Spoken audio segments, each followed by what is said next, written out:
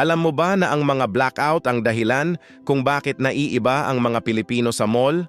Noong simula ng dekada 90, nagdurusa ang Pilipinas sa matinding krisis sa kuryente. Sa ilalim ng administrasyon ni Fidel Ramos, regular na nawawalan ng kuryente ang buong bansa. 10 oras, 12 oras, araw-araw, mainit ang mga bahay. Hindi gumagana ang mga electric fan, walang ilaw, pero may isang lugar na may kuryente. May aircon, maliwanag at malamig, ang mall. Pumunta ang mga tao hindi para mamili. Pumunta sila para makaligtas sa init. Nagdala sila ng pagkain, nagkukuwento, natutulog ang mga bata sa mga upuan. Naging tirahan ng mall kahit ilang oras lang. At doon nagsimula ang lahat.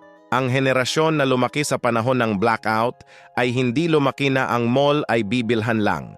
Para sa kanila, ang mall ay lugar ng buhay. Lugar ng pagtitipon, lugar ng pahinga. Hindi ito pinlano ng kahit sinong developer. Aksidente ito ng isang sistema na nabigo. At ngayon, tanging ang Pilipinas lang sa buong mundo ang may ganitong relasyon sa mall.